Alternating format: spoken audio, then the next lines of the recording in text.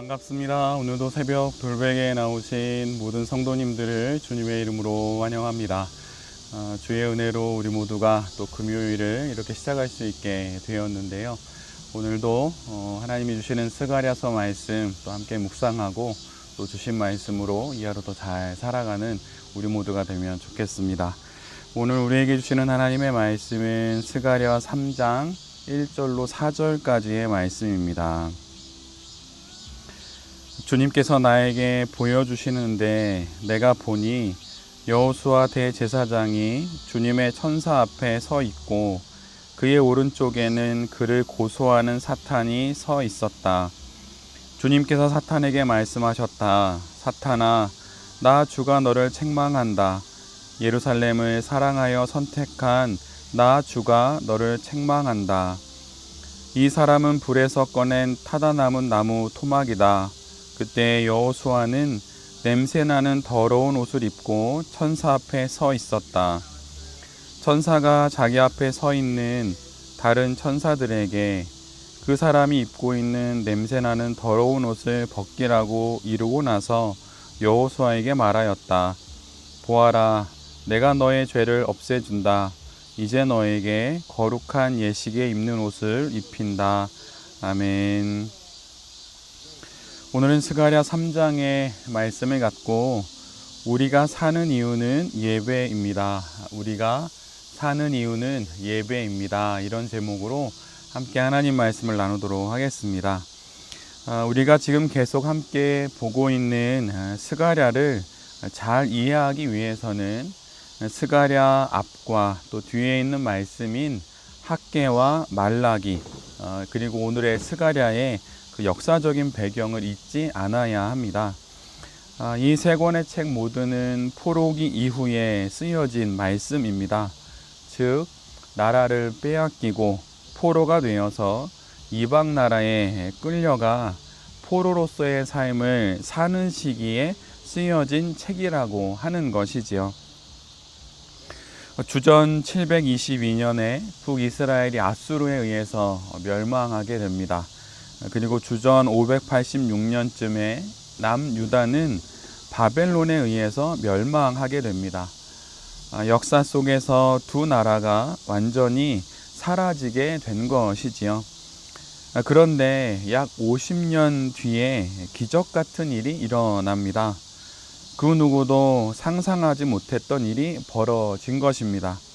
그것은 바로 이스라엘 백성들의 고향으로의 귀환입니다. 이는 우리의 역사 속에서 36년에 이르는 일제 치하 그 이후에 1945년 8월 15일에 우리에게 광복이 주어진 것과 같은 것이죠. 주전 538년 바사왕 고레스가 칙령을 내렸고 2년 뒤에 주전 536년에 이스라엘 백성들이 고향으로 돌아가기 시작합니다. 고향으로 돌아온 이스라엘 백성들은 수룹바벨을 중심으로 귀환한 지도자들과 함께 성전을 재건합니다. 그런데 이것은 결코 쉬운 일이 아니었습니다. 왜냐하면 외부적으로는 토착민들의 방해가 끊이지 않았고 내부적으로는 이스라엘 민족 안에 절망감과 패배의식이 크게 자리 잡고 있었기 때문입니다. 그래서 꿈만 같은 고향으로의 귀환이 이루어졌지만 이스라엘 민족은 이런 안팎의 어려움 속에서 성전 재건을 20여 년이 넘도록 이루지 못하였고 차일피일 미루기만 하였습니다. 바로 이런 상황 속에 등장한 선지자가 스가랴입니다. 오늘 우리가 함께 맞이하고 있는 스가랴 3장 말씀은 스가랴가 본 네 번째 환상으로 대제사장 여호수아의 정결에 관한 말씀입니다. 대제사장 여호수아의 정결은 곧 이스라엘의 정결을 의미합니다.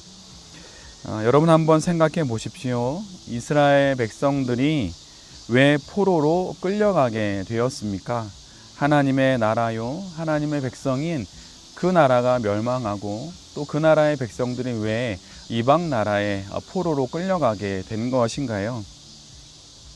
그것은 단 하나의 이유 때문입니다. 바로 그들이 하나님을 섬기지 않았기 때문이지요. 유일한 신이신 하나님을 섬기지 않고 하나님의 뜻을 따라 살지 않았기 때문입니다. 이를 한 문장으로 말하자면 하나님을 예배하지 않았기 때문입니다. 하나님을 하나님 되시게 섬기지 않았고 예배를 예배되게 드리지 않았기 때문에 이 모든 일들이 일어나게 된 것입니다. 더럽혀진 영혼이 되어 버렸기에 하나님께서 그들을 버리신 것입니다. 그렇다고 한다면 그들이 다시 이스라엘로 돌아오게 된 이유는 무엇일까요? 포로에서 다시 고향으로 그들이 돌아오게 된 이유는 무엇입니까? 그건 역시 그들이 포로로 끌려간 이유와 같은 것입니다. 그것은 그들로 다시 하나님을 온전히 섬기고 하나님의 뜻을 따라 살아가면서 하나님을 제대로 예배하게 하시기 위함입니다. 바로 하나님을 온전히 예배하게 하시기 위한 그런 상징으로 예배의 처소가 되는 성전 재건의 사명이 이스라엘 민족에게 주어지게 된 것이지요. 그래서 오늘 본문은 대제사장 여호수아의 정결케 하는 과정을 통해서 이와 같이 이스라엘 백성들의 하나님을 향한 예배의 정결이 회복되어지고 이루어져야 한다고 우리 모두에게 말하고 있는 것입니다. 하나님을 온전히 예배하지 않으므로 그들은 포로가 되었고 또한 하나님을 온전히 예배하기 위해 그들은 고향으로 다시 돌아오게 된 것입니다. 예배, 바로 이 하나의 이유 때문에 이 모든 일들이 일어나고 있는 것이지요. 스가랴의 말씀에서 성전 재건으로 상징되는 하나님이 하나님 되시게 하는 그 일이 무엇입니까? 그것이 바로 예배입니다. 온전히 하나님만을 예배하는 것입니다. 우리의 신앙 인생이 더해가면 더해갈수록 우리 안에 일어나야 하는 것은 하나님을 예배하는 일이 더욱더 자연스러워지는 것입니다. 그냥 일상이 되는 것이지요. 우리의 코끝의 호흡이 너무나도 자연스럽듯 그렇게 영혼의 호흡인 예배가 자연스러워지는 것, 그것이 바로 우리의 신앙 인생에서 일어나야 하는 일입니다. 슬로베니아 출신의 사상가인 슬로보의 지잭이 이런 말을 했습니다. 혁명보다 더 중요한 것은 혁명 그 다음 날이다. 역사책을 보면 대부분의 혁명들이 실패하는 모습을 보게 됩니다. 그 실패의 이유가 무엇일까요? 그것은 바로 모두들 혁명만 준비할 뿐 혁명 그 다음 날을 준비하지 않기 때문입니다. 혁명으로 변화된 일상을 위한 변화된 일상을 위한 새로운 계기로 만들어 혁명의 뜻이 담긴 일상을 지속하는 것이 혁명의 목적이지요.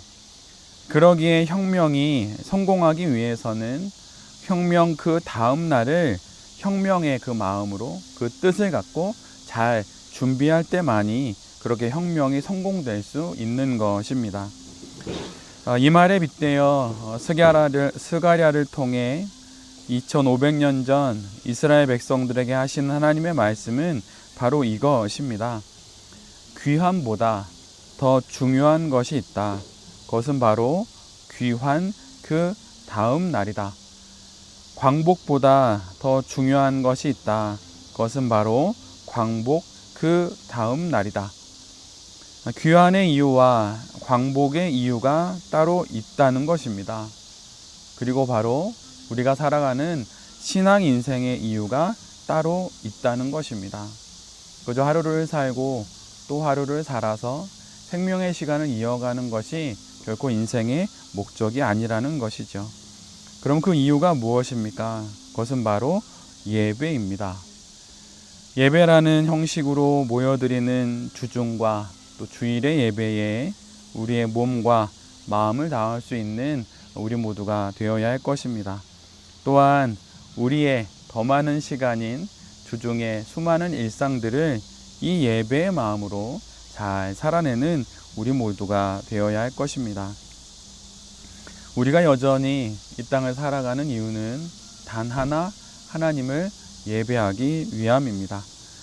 새벽 돌베개의 모든 성도님들과 또 이 말씀을 전하는 제 자신이 예배라고 하는 이 귀한 삶의 이유를 잘 기억하면서 참된 예배자로 이 하루도 또 남아있는 우리의 인생의 모든 시간도 성도답게 잘 살아갈 수 있게 되기를 간절히 기도드립니다.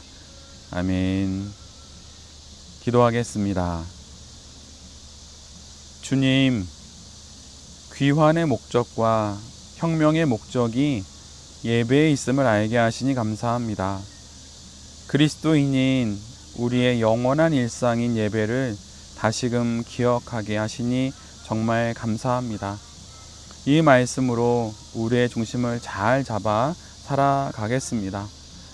주님 간절히 구하오니 정결한 영혼과 순전한 몸으로 주님을 온전히 예배하는 거룩한 인생이 되게 하시고 우리가 모인 믿음의 공동체인 교회가 그런 모임이 되게 하여 주시옵소서.